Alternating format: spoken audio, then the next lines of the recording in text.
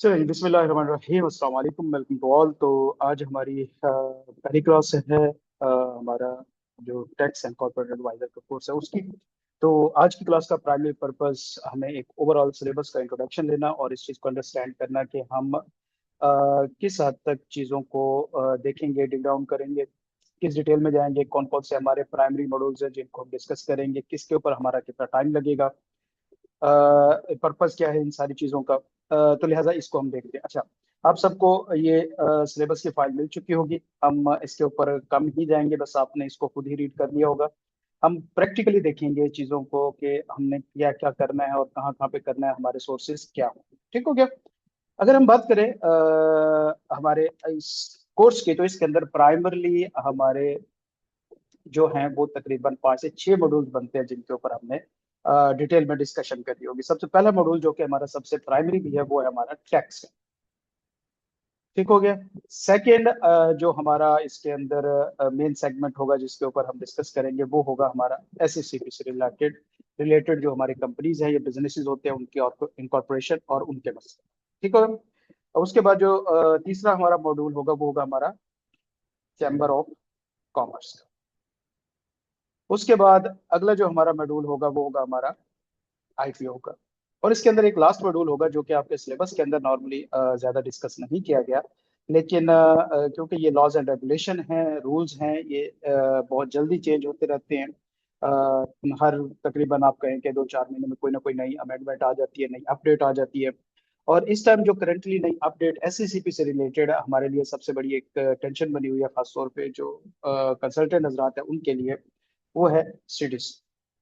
CDC को हम detail के अंदर डिस्कस नहीं करेंगे, लेकिन जाहिर सी बात है कि एक उसका एस्पेक्ट है। अब जब भी हम एसएससीपी के अंदर चीजें कर रहे होते हैं, कंप्लाइंसेस कर रहे होते हैं, तो सेंट्रल डिपॉजिटरी कंपनी जो हमारे स्टॉक एक्सचेंज पे जो शेयर्स वगैरह की ट्रेडिंग हो रही होती है उसकी जो मेन कंपनी है जिसके अंदर ये सारा कुछ हो रहा होता है, उसका भी हम एक ओवरव्यू इसके अंदर लेंगे। तो ये हमारे मॉड्यूल होंगे ज्यादातर जिनको हमने डिस्कस करना होगा। इसमें सबसे ज्यादा टाइम जो हमारा लगेगा वो हमारा टैक्स के ऊपर लगेगा।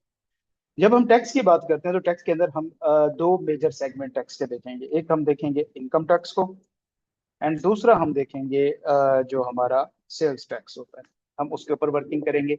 अच्छा, एक चीज ध्यान में रखें, आई एम नॉट श्योर आप लोगों के बैकग्राउंड क्या है, आपको पहले से इन चीज़ों के बारे में कुछ नॉलेज है, प्रैक्टिकली काम किया हुआ है या टैक्स आपने पढ़ा हुआ है वैसे। अच्छा, मुझे वैसे एक बता दें, आप आपकी जो रिसेंट क्वालिफिकेशन है वो क्या है ऑन, और रोमन आप काइंडली अपना बताएंगे कि आपका बैकग्राउंड क्या है, मुझे टाइप करके दे दें। और कोशिश करें हमारी क्लास के अंदर जो है आपके पास माइक मौजूद होना चाहिए, एक कंफर्टेबल इन्वायरमेंट के अंदर बैठें, क्योंकि हमने डिस्कशन करनी है, टू वे कम्युनिकेशन होती है चीज़ों के अंदर।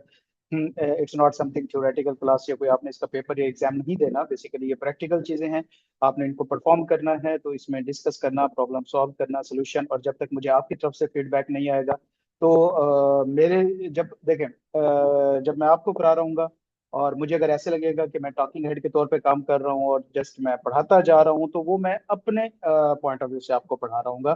वो मेरी अपनी एक अंडरस्टैंडिंग होगी कि क्लास के अंदर किस किस तरह के बच्चे बैठे हैं, कौन कौन यहाँ पे सीख रहा है। तो लेकिन जब आप मेरे साथ टू वे कम्युनिकेशन के अंदर होते हैं तो तब मुझे पता चलता है कि कहाँ पे कौन सा लेवल चल रहा है, कौन कौन से हमारे पास यहाँ पे क्लास के अंदर ट्रेनिंग्स मौजूद हैं, उस लेवल पे फिर जाने पे मुझे हेल्प होती है। तो लिहाजा कोशिश करनी है आपने अपने जो इन्वायरमेंट है वो किसी जगह पे, हफ्ते में एक ही क्लास है हमारी, तो कोशिश किया करें कि आप किसी कंफर्टेबल जगह पे बैठें जहाँ पे माइक वगैरह हम यूज कर सकें।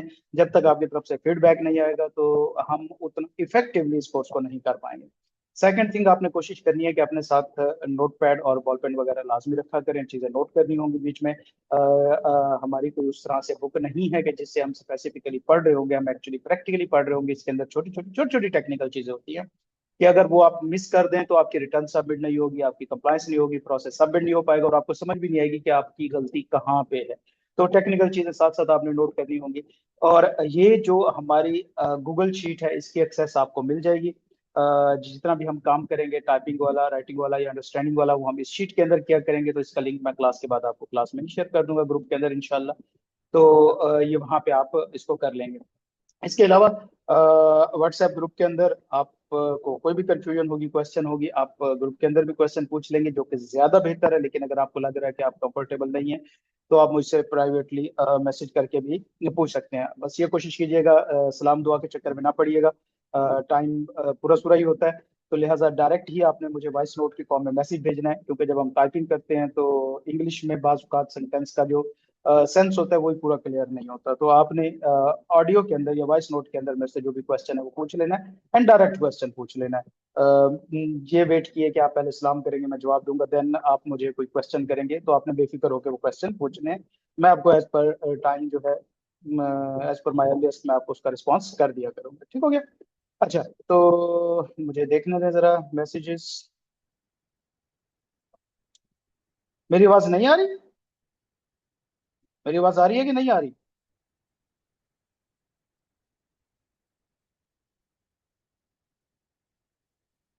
अ, मुझे एक बार बाकी बता दें, अगर मेरी आवाज आ रही है कि नहीं आ रही है आप सबको।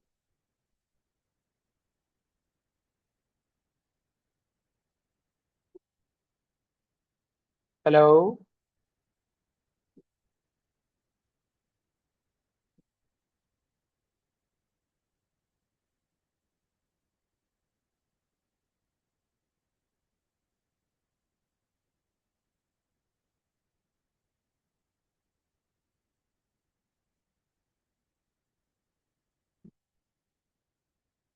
सर वॉइस स्लो है, थोड़ा लाउड कर लूं?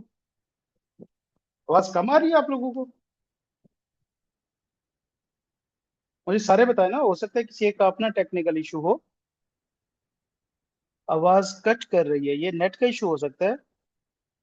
मेरे एंड पे तो आई डोंट थिंक नेट का कोई इशू है।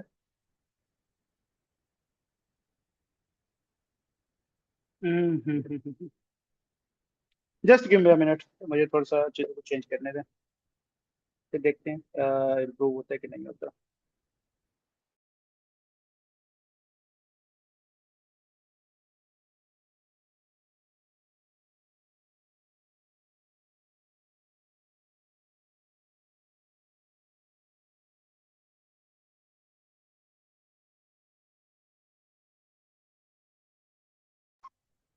ओके, अब आवाज आ रही है आपको? बेहतर हुई है कुछ?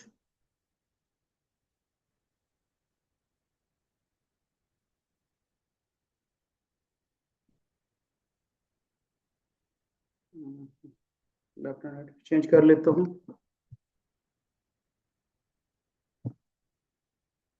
ओके, ठीक हो गया, चले फिर तो ठीक है, अगर आ गई है तो। ओके, तो प्राइमरी हम बात कर रहे थे कि जो क्लास का एक इन्वायरमेंट है, इसके अंदर आपकी जो इंगेजमेंट है वो बहुत ज़रूरी है। बाकी अगर किसी की कोई बीच में आवाज़ कट हो जाती है, आपके नेट के इश्यूज हो सकते हैं, कुछ भी हो सकता है, तो परेशान नहीं होना। रिकॉर्डिंग में सब क्लियर होगा, और रिकॉर्डिंग जैसे ही होती है उसके फ़ौरन बाद मैंने सेंड कर देनी होती है, विद इन आवर्स आपको जो है वो अवेलेबल हो जाएगी। खैर बर, तो मूव ऑन करते हैं हमारे सिलेबस के ऊपर।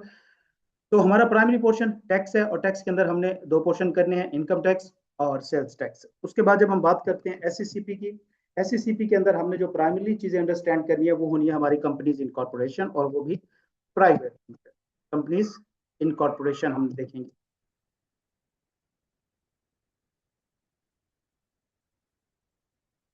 कंप्लाइंसेस वगैरह होती हैं कुछ, एक जो स्टैंडर्ड होती हैं वो भी हमने साथ साथ इसके अंदर करना है।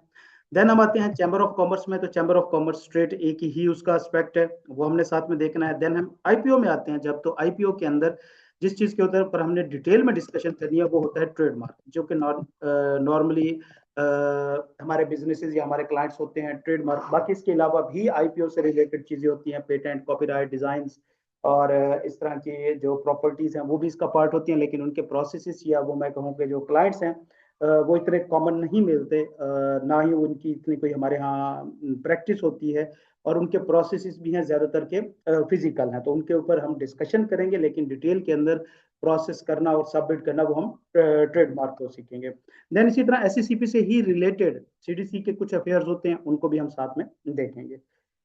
अच्छा, अब जब हम बात करते हैं अपने टैक्स की, तो पहला पोर्शन हम टैक्स का स्टार्ट करेंगे, और टैक्स में भी हम इनकम टैक्स का पोर्शन स्टार्ट करेंगे, जो कि तकरीबन टैक्स का 60% हमारा सिलेबस जो है इनकम टैक्स से रिलेटेड होगा, और तकरीबन 40% हमारा सेल टैक्स से रिलेटेड होगा। थ्योरेटिकल पोर्शन हम कम से कम रखेंगे, चीज़ों को हम प्रैक्टिकली देखेंगे कि हमने रिटर्न्स को सबमिट कैसे करना होता है, रिटर्न्स बनानी कैसे हैं, उनके अंदर मुख्तलिफ इश्यूज होते हैं, उनको हमने सॉल्व कैसे करना होता है। ये सारी चीज़ें हम उनके अंदर डिस्कस करेंगे। जो उसका थ्योरेटिकल पोर्शन होगा, जो आपको समझ आनी चाहिए, जिसकी आपको रीड करने की जरूरत है, जो रूल्स होंगे या ऑर्डिनेंसेस वगैरह होंगे, उनके मैं आपको नोट्स प्रोवाइड कर दूंगा। आपने उन नोट्स से चीज़ों को करना होगा। जहां पे उसकी आपको समझ नहीं आएगी तो वो मैं आपको वहां पे हेल्प प्रोवाइड कर दूंगा।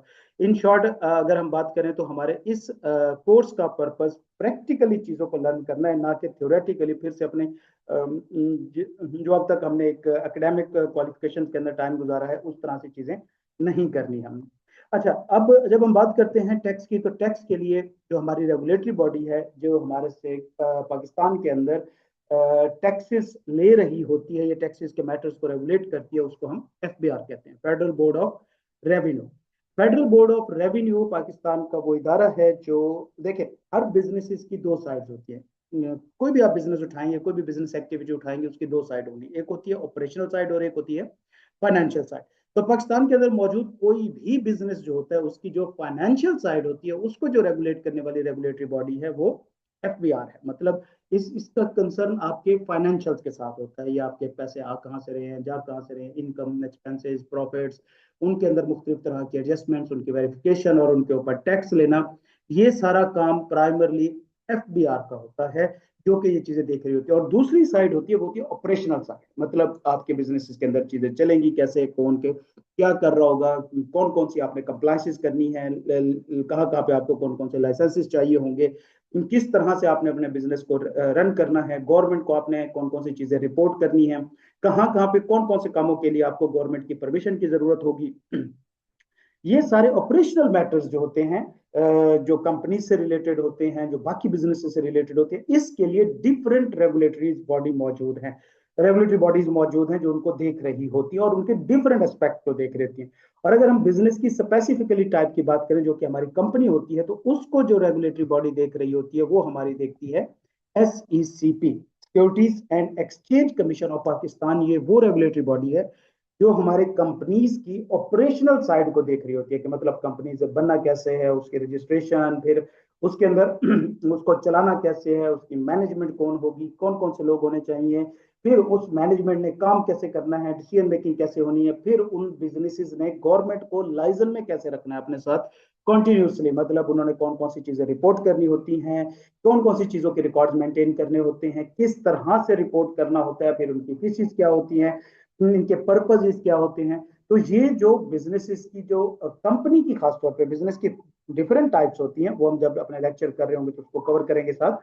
जो कंपनी के एस्पेक्ट्स होते हैं ऑपरेशनल, वो प्राइमरली जो रेगुलेटरी बॉडी देख रही होती है उसको हम कहते हैं SECP, securities and exchange commission of Pakistan. इसी SECP के साथ ही कंपनी के जो शेयर्स से रिलेटेड मामला होते हैं, ऑनरशिप से रिलेटेड मामला होते हैं, उसको जो रेगुलेटरी बॉडी देखती है उसको हम CDC कहते हैं, जो कि हमारी सेंट्रल डिपॉजिटरी कंपनी।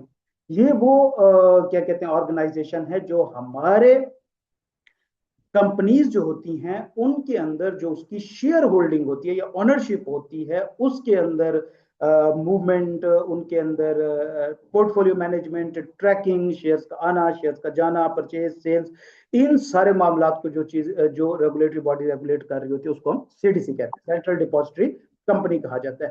फिर इसी तरह जो बिजनेसेस है, अब यहाँ पे तमाम बिजनेसेस की मैं बात कर रहा हूँ, कंपनीज के हमने दो पॉइंट्स डिस्कस किए हैं। कंपनीज के हमने क्या कहते हैं जो ऑपरेशनल साइड्स हैं उनके हमने डिस्कस किए हैं। अब जो अगली रेगुलेटरी बॉडी है ये तमाम बिजनेसेस के लिए है, कि देखें जिस तरह आम इंसान होते हैं, हमारे राइट्स होते हैं, हमारे डिफरेंट किस्म के एस्पेक्ट्स होते हैं सोसाइटी के अंदर, उनको प्रोटेक्ट करने के लिए हमने डिफरेंट मेजर ले रहे होते हैं, हमने अपनी सोसाइटीज बनाई होती हैं, हम जहाँ पे रहते हैं मिल के रहते हैं, ग्रुपिंग की फॉर्म में रहते हैं, हम अपनी सोशलाइजेशन करते हैं, वजह वजह कि हम अपने राइट्स को, हम अपने आप को प्रोटेक्ट कर सकें, ग्रो कर सकें। सेम इस तरह बिजनेसेस के भी इसी तरह के मैटर्स होते हैं।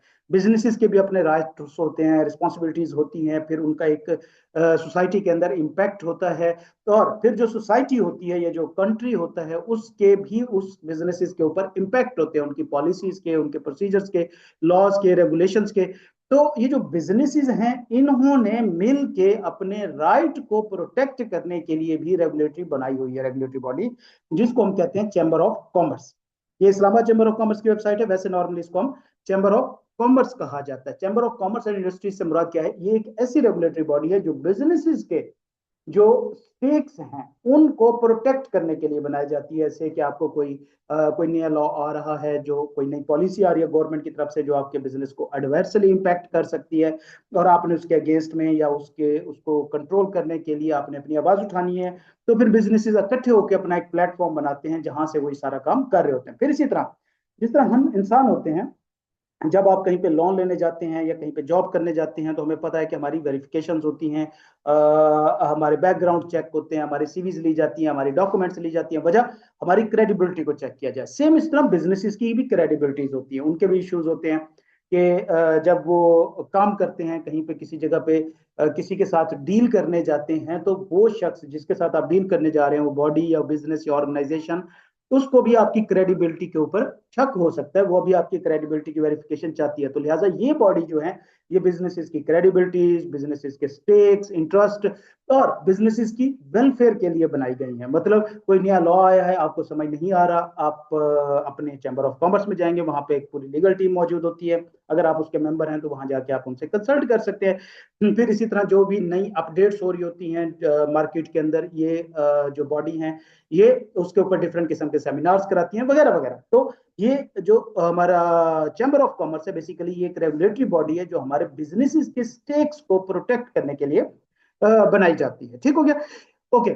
इसी तरह अगला एस्पेक्ट होता है बिजनेसेस के ओनरशिप से रिलेटेड, जो बिजनेसेस के राइट से रिलेटेड या इंटेलेक्चुअल प्रॉपर्टी से रिलेटेड। मतलब ऐसी प्रॉपर्टीज बिजनेसेस की जिनकी कोई फिजिकल एग्जिस्टेंस नहीं होती, जो आपने एफर्ट से बनाई होती है, जो आपके अपने दिमाग की जो इन्वेंशन होती है, क्रिएटिविटी होती है, आप उसको प्रोटेक्ट करना चाहते हैं।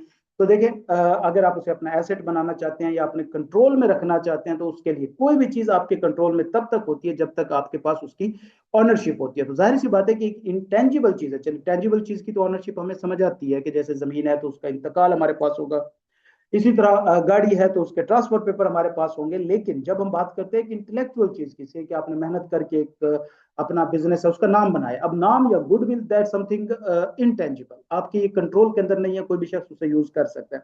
तो लिहाजा इनको प्रोटेक्ट करने के लिए, इस एस्पेक्ट को प्रोटेक्ट करने के लिए जो फिर रेगुलेटरी बॉडी बनाई गई है उसे हम आईपीओ कहते हैं, इंटेलेक्चुअल प्रॉपर्टी ऑर्गेनाइजेशन से कहा जाता है, intellectual property organisation of Pakistan. इसका काम क्या है? इसका काम जो आपकी इंटेलेक्चुअल प्रॉपर्टीज हैं उनको प्रोटेक्ट करना, कि कोई और शख्स या कोई और बॉडी उसको यूज ना कर सके। तो लिहाजा इसके अंदर मुख्तलिफ चीजें होती हैं, ट्रेडमार्क, पेटेंट, डिजाइन, कॉपीराइट। तो ये हम इंशाल्लाह जब हम इनको करेंगे तो हम इसको भी साथ साथ डिस्कस करेंगे। ठीक हो गया? ये प्राइमरली किसी बिजनेस से रिलेटेड जो मामलात होते हैं, जो रेगुलेटरी बॉडीज होती हैं, डिसोसिएट करती हैं, वो ये वाली बॉडीज होती हैं। तो हमने इन सारों को अपने इस सिलेबस के अंदर अंडरस्टैंड करना है। ओके, तो हम स्टार्ट विद करेंगे अपने टैक्स के साथ। जब हम टैक्स में बात करते हैं तो टैक्स के अंदर हमने क्या कुछ करना है? जब हम टैक्स में बात करते हैं तो दो मेजर सेगमेंट मैंने आपको बता दिए कि हमने इनकम टैक्स करना है और सेल्स टैक्स करना है। इनको भी हम थोड़ा सा खोल के देख लेते हैं पोर्टल के ऊपर कि हमने इनको किस तरह से परफॉर्म करना है या किस तरह से चीजें होती हैं। देखिए, जो इनकम टैक्स है और सेल टैक्स है, पहले ये दो डिफरेंट वेबसाइट हुआ करती थी। अराउंड 2021 2022 में ये दो डिफरेंट वेबसाइट हुआ करती थी। सेल्स टैक्स की कंप्लाइंस हम एक पोर्टल पे किया करते थे और इनकम टैक्स की कंप्लाइंस हम एक और पोर्टल पे किया करते थे। लेकिन with the passage of time जो इंटीग्रेशन है एफबीआर ने वो इस तरह की कि अब सिर्फ एक पोर्टल मौजूद है जहां से हमने अपनी तमाम जो टैक्सेस की कंप्लाइंसेस होती हैं, चाहे वो हमारे डायरेक्ट टैक्सेस हो चाहे वो हमारे इनडायरेक्ट टैक्सेस हो, हमने सारे यहीं से ही उनकी कंप्लाइंसेस को करना होता है। सबसे पहले हम थोड़ा सा इस वेबसाइट का ओवरव्यू लेते हैं। जब हम इस वेबसाइट के ओवरव्यू लेते हैं तो ये वेबसाइट हमारी प्राइमरी सोर्स ऑफ नॉलेज है। मतलब जो आपके टैक्सेस होते हैं उनके लिए कोई लॉज, रेगुलेशन, पॉलिसीज, कोई सिस्टम्स, कोई इस तरह के SROs, कोई नोटिफिकेशन, कोई भी चीज जो गवर्नमेंट की तरफ से इशू होती है आपको इस वेबसाइट के ऊपर मिल जाएगी। इसके ऊपर यहाँ पे गाइडलाइंस भी मौजूद है मुख्तलिफ तरह की, लेकिन जाहिर सी बात है वो गाइडलाइन हमारे लिए उतनी इतनी ही यूजफुल है जितना कि इनकम टैक्स ऑर्डिनेंस को पढ़ना हमारे लिए यूजफुल है। इनकम टैक्स ऑर्डिनेंस के से टैक्स ज्यादा जो है वो हमें SROs और नोटिफिकेशन के ऊपर पे करना पड़ता है। खैर बहरहाल जब हम इस वेबसाइट को देखते हैं तो यहाँ पे हमारे पास डिफरेंट एस्पेक्ट्स मौजूद हैं। How to become a filer एक बड़ी जनरल सी चीज है। मतलब ज्यादातर लोग जो है इसी के ऊपर ही बात कर रहे होते हैं और हमारी प्रैक्टिस में भी ये वाले बड़े मसले मसाइल आ रहे होते हैं। तो लिहाजा इसके अंदर नॉर्मली ये इस तरह से पढ़ने वाली चीज है बड़ी शदीद किस्म की। तो प्रैक्टिकली हम चीजों को लर्न करेंगे, पढ़ाई के ऊपर हम कम से कम जाएंगे, लेकिन हाँ आपका काम ये होगा कि जब हम कोई चीज प्रैक्टिकली लर्न कर लें तो फिर आपने यहाँ से आके कोशिश करनी है कि उन चीजों को आपने अंडरस्टैंड करना है। इसके अंदर बहुत से सोर्सेज हैं जिन्हें का हमें यूज करना है बाद में, जिस तरह विद होल्डिंग रेट्स होते हैं, टैक्स रेट्स होते हैं, टैक्स कार्ड्स होते हैं, नोटिफिकेशन होते हैं, रेफरेंसेस होते हैं, तो वो हमें यहीं से ही मिलेंगे। वो तो हम साथ साथ देख रहे होंगे। बाकी भी आप जितना इन चीजों को एक्सप्लोर करेंगे, जितना एक्सप्लोर करेंगे वो आपके लिए फायदा है। और एज अ टैक्स कंसल्टेंट आपका इस वेबसाइट के ऊपर डेली दिन में 3 बार चक्कर लगाना लाजमी है कि यहाँ पे आप इनकी न्यूज देखें क्या चल रहा है, नए नोटिफिकेशन, नए SROs क्या आ रहे हैं, किस तरह के मामला हैं। तो आपने कम अज कम दिन में 2 से 3 बार इस वेबसाइट को लाजमी चेक करना है इसके न्यूज के लिए, अपडेट्स के लिए। आप जरा नीचे आएंगे तो यहाँ पे आपको अपडेट्स का कॉलम मिल जाएगा, बटन मिलेगा। जब हम इसे ओपन करते हैं तो इसके अंदर तमाम अपडेट्स मौजूद हैं। FBR के अंदर क्या हो रहा है, कौन कौन से मामला हो रहे हैं, इवेंट्स, ट्रेंड्स, ये सारी चीजें यहाँ पे मौजूद है। खैर बार उसके बाद press releases, admin notice, tender, order, ordinance, act, जो हमारा इनकम टैक्स ऑर्डिनेंस है वो आपको यहाँ से मिल जाएगा, जो हमने पढ़ना होता है। तो custom act, sale tax act, federal excise act, tax laws amendments, ये एक्ट सारे यहाँ पे मौजूद हैं। यहाँ पे सारे इनकम टैक्स ऑर्डिनेंस 2001 जो कि हमने पढ़ना है, जिसके ऊपर हमारा सबसे ज्यादा काम है, और वो प्लस इनकम टैक्स रूल्स, ये दोनों मिला के हमने पढ़ने होते हैं। देखिए एक होता है ऑर्डिनेंस। ऑर्डिनेंस जो होता है ना वो लॉ होता है, मतलब जो हमारी लेजिस्लेटरी बॉडी है, लेजिस्लेटिव, जो कि हमारी पार्लियामेंट है, नेशनल असेंबली और सेनेट, वो जब लॉ बनाती हैं उस लॉ को हम ऑर्डिनेंस कहते हैं। जब वो लॉ बनता है ना तो उसके ऊपर फिर बाद में एक्सप्लेनेटरी मटेरियल्स आते हैं, एक्सप्लेनेशन आते हैं उसकी प्रैक्टिकल इम्प्लीकेशन जो है वो करने के लिए। देखिए इनकम टैक्स ऑर्डिनेंस के अंदर सिंपल यही लिखा हुआ होगा कि जनाब एवरीबॉडी जो है उसने टैक्स पे करना है एज पर स्पेसिफाइड रेट। अब वो रेट्स कहाँ पे मेंशन होंगे, वो रूल्स के अंदर मेंशन होंगे, वो ऑर्डिनेंस के अंदर मेंशन नहीं किए जा सकते। उसकी रीजन क्या होती है कि ये जो रेट्स है ये तो हर साल चेंज होने, अमेंड होने होते हैं, तो लिहाजा फिर हर साल हमें ऑर्डिनेंस चेंज करना पड़ेगा। तो ऑर्डिनेंस चेंज नहीं होते, एक्ट्स चेंज नहीं होते, that's not an easy job कि आप पूरा लॉ चेंज करें, उसकी लेजिस्लेशन कराएं। हाँ, जब आपने रेट्स चेंज करने हैं तो रूल्स अमेंडमेंट करने का प्रोसेस बड़ा सिंपल होता है। तो लिहाजा इस तरह से क्या होता है कि जो ऑर्डिनेंस एक्ट्स होते हैं आगे उनकी प्रैक्टिकल इंप्लीमेंटेशन के लिए रूल्स मौजूद होते हैं, बनाए जाते हैं। फिर रूल्स की एक्सप्लेनेशन के लिए फर्दर SROs मौजूद होते हैं, नोटिफिकेशंस मौजूद होते हैं, तो वो हमने साथ साथ करने होते हैं। इसी तरह capital territory tax laws second amendment यहाँ पे सारी मौजूद है। तो प्राइमरी हमारा सिलेबस का पार्ट एक तो ये इनकम टैक्स ऑर्डिनेंस होगा, इनकम टैक्स रूल्स होंगे, sales tax act 1990, excise act हमारा पार्ट नहीं होगा। तो हम sales tax act plus income tax ordinance 2001 और इनकम टैक्स रूल्स 2002 करेंगे। इनको करेंगे तो यहाँ पे PDF फाइल्स मौजूद हैं, आप इनको डाउनलोड कर सकते हैं। यहाँ पे रूल्स मौजूद हैं, publication, tax directory, tax payer audits, videos, tutorial, मुख्तलिफ तरह की चीजें। नीचे आएंगे तो यहाँ पे आपको टैब्स मिल जाएंगे। पहली टैब आपको मिलेगी ऑनलाइन सर्विसेज की। इसके अंदर हमारे काम की तमाम चीजें मौजूद हैं, जो भी एक हमने करना है, हमने प्रैक्टिस करनी है, हमने पढ़ना है, या जो चीजें हमें पता होनी चाहिए वो सारी मौजूद है। उसके बाद हमारे पास जो अगली टैब है वो हमारे पास इनकम टैक्स की है, मतलब इससे में इनकम टैक्स से रिलेटेड थ्योरेटिकल मटेरियल मौजूद है। देखें यहाँ पे आपके पोर्टल्स हैं, ये ऑनलाइन सर्विसेज क्या है, ये सारे पोर्टल हैं। ये जब आप खोलेंगे ना तो आपको कोई इन राइटिंग फॉर्म में कोई चीज लिखी हुई नहीं मिलेगी, कोई डेफिनेशन लिखी हुई नहीं मिलेगी, कोई लॉ लिखा हुआ नहीं मिलेगा, बल्कि आपके सामने एक पोर्टल आ जाएगा जिसके ऊपर आपने काम करना होगा। बेसिकली सिंपल, अगर हम ये IRS इनकम टैक्स ऑर्डिनेंस है इसे ओपन करते हैं तो यहाँ पे देखेंगे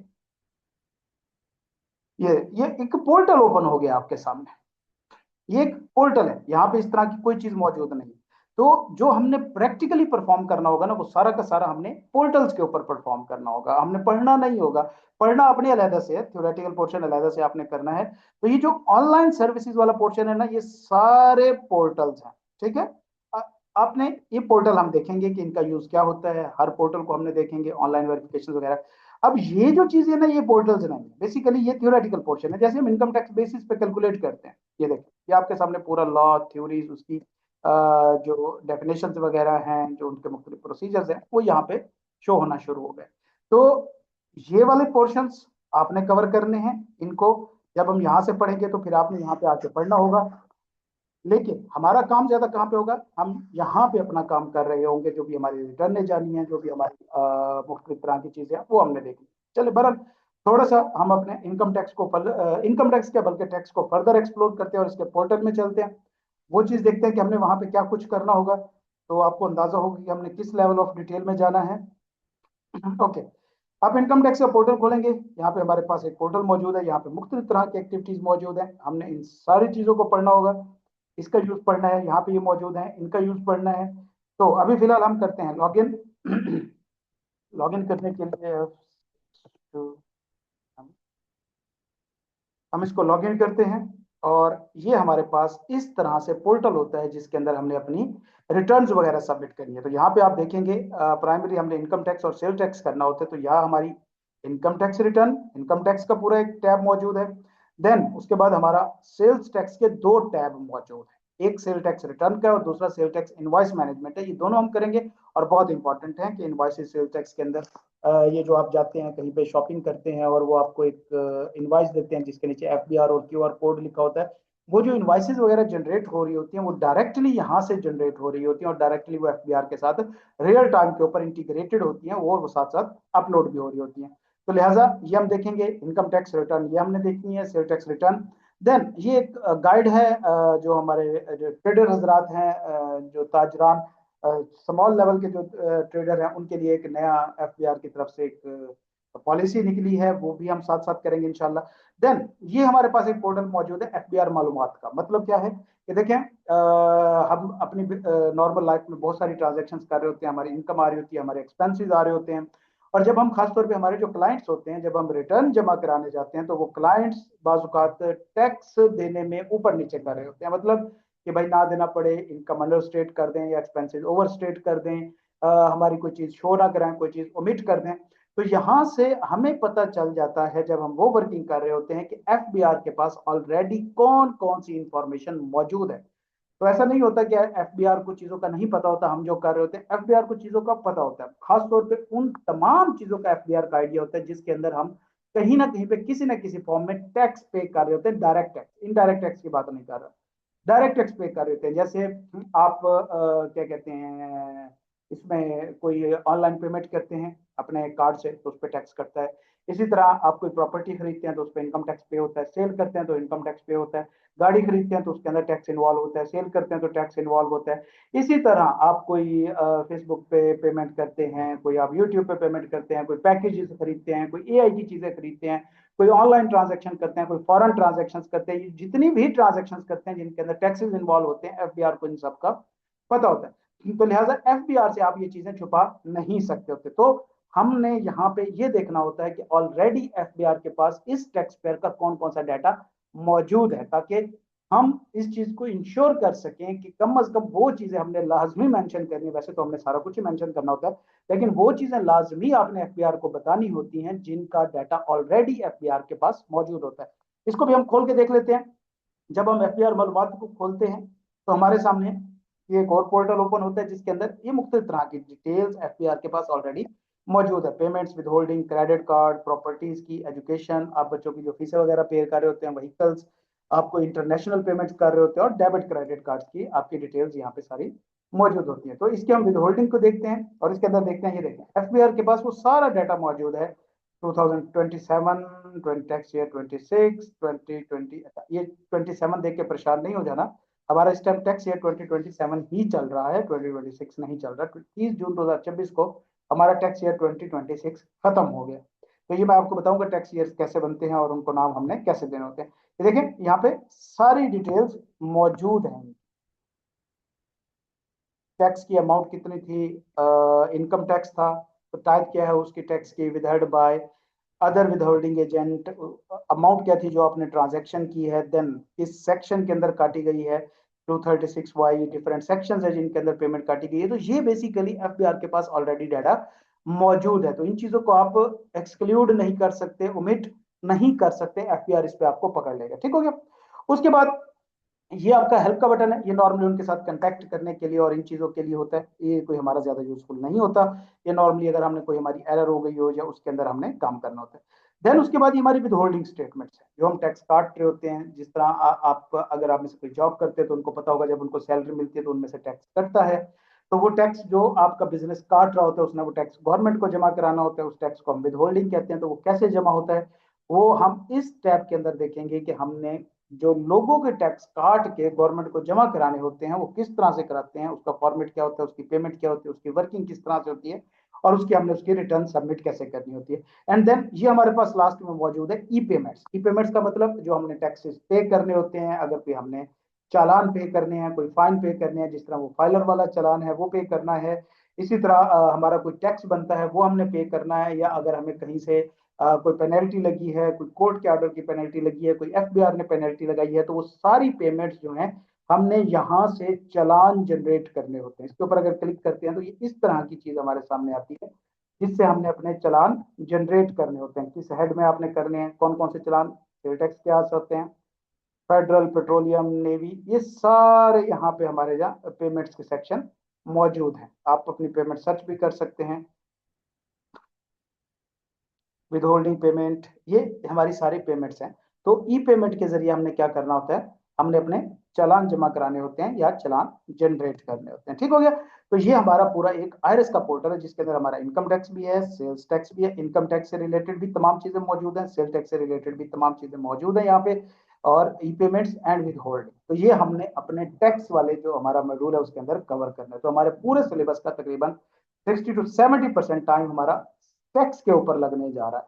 उसके बाद जो हमने रिटर्न सबमिट करनी होती है उसकी भी हम एक बार शक्ल देख लेते हैं, क्योंकि रिटर्न किस तरह से सबमिट होती हैं, रिटर्न दिखती किस तरह से हैं। तो ये हमारी रिटर्न होती हैं इस तरह से, लेकिन ये अभी एक सिंप्लीफाइड रिटर्न मैं आपको दिखा रहा हूँ।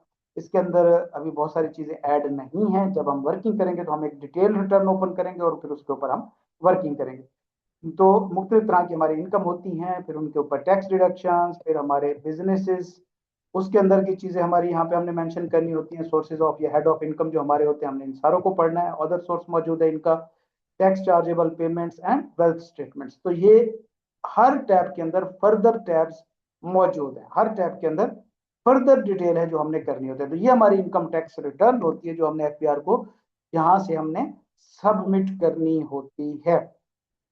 ठीक हो गया। तो ये हमारा एक सारा पोर्शन होगा टैक्स का, जो हमने टैक्स अपने लेक्चर्स के दरमियान में कवर करना है। ठीक हो गया। देन उसके बाद जो हमारा सेकंड मेजर टॉपिक है वो हमारा है एसएससीपी। एसएससीपी क्या है, बेसिकली ये वो रेगुलेटरी बॉडी है जो हमारी कंपनीज होती हैं, खासतौर पे उनकी corporation, registration, compliance and operational matter को डील कर रहे होते हैं। तो इसके अंदर हम देखेंगे कि हमने कौन कौन सी चीजों को देखना है। तो ये बेसिकली मेन आपका नॉलेज हब है एसएससीपी का। यहाँ पे आपको कंपनीज एक्ट्स, ऑर्डिनेंस और वो सारी चीजें यहाँ पे अवेलेबल होंगी।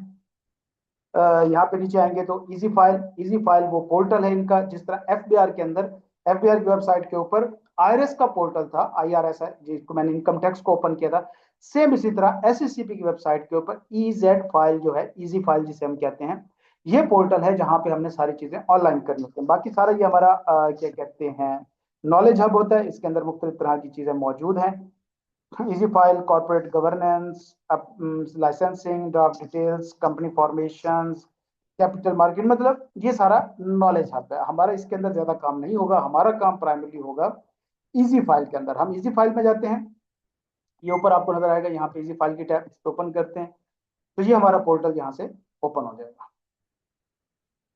वेट करें, गवर्नमेंट की वेबसाइट्स हैं तो इनके ऊपर किसी भी वक्त कोई भी पंगा हो सकता है। ठीक है, खैर बहरहाल, तो कैंसिल करते हैं, यहाँ से हमने लॉग इन कर लेते हैं। हम तो साइन अप से सीखेंगे, मैं अपने क्लाइंट्स के आपको लॉग इन करके दिखा देता हूँ। ओके, तो ये बेसिकली हमारा पोर्टल होता है जहाँ से हमने कंपनी बनानी होती है, मुख्तलिफ काम करने होते हैं, रिजर्व, एलएलपी और कंपनी नेम, कंपनी का नाम, कंपनी बनाना, और फिर आगे फाइलिंग एंड कंप्लायंसेस वगैरह। तो कंपनी बनाने का एक प्रोसेस बड़ा ठीक ठाक प्रोसेस होता है। एलएलपी कंपनी इनकॉर्पोरेशन में हम जाते हैं, बाकी हम नहीं देखेंगे। कोई नाम रिजर्व नहीं है तो वो कहते हैं कि भाई पहले नाम रिजर्व करो, तो हम नाम रिजर्व में आएंगे। Reservation of name and company combined name and reservation process, जब हम इस पर क्लिक करेंगे तो ये हमारे पास वो पूछेंगे कौन सी आप कंपनी बनाना चाहते हैं। तो हम नॉर्मली सिंगल मेंबर कंपनी और प्राइवेट कंपनी को देखेंगे। उसके बाद वो पूछता है लिमिटेड बाय शेयर्स। खैर बार तो ये सारा प्रोसेस है। देन इसके अंदर हमने परफॉर्म करना होता है, अपनी कंपनी का नाम शाम और सारी चीजें करके हमने आगे प्रोसीड करना होता है। खैर बार ये कंपनी इनकॉर्पोरेशन होती है। फिर उसके बाद कंपनी की कंप्लायंसेस होती हैं। अगर मैं इधर जाता हूँ तो हम कंपनी की कंप्लायंसेस देखते हैं कि क्या क्या होती हैं। ये कंपनी की सारी कंप्लायंसेस होती हैं जो हमने परफॉर्म करनी होती हैं। Change of name, certified copies, registration market, registered address वगैरह चेंज, ये हमारे होते हैं। शेयर ट्रांसफर हो रहे हैं, कुछ शेयर्स कैपिटल बढ़ रहे हैं, कम हो रहे हैं, रेजोल्यूशन, अलॉटमेंट ऑफ शेयर्स। फिर इसी तरह ये हमारी एनुअल रिटर्न्स होती हैं जो हमने हर साल जमा करानी होती हैं एसएससीपी को अपनी कंपनी से रिलेटेड। ये सारी annual accounts, annual return, global register under section 452, UBO declaration, ये सारी चीजें, ये हमारा कंप्लायंसेस का टैब होता है हमारी कंपनीज का एससीसीपी के अंदर। ओके, तो ये हमारा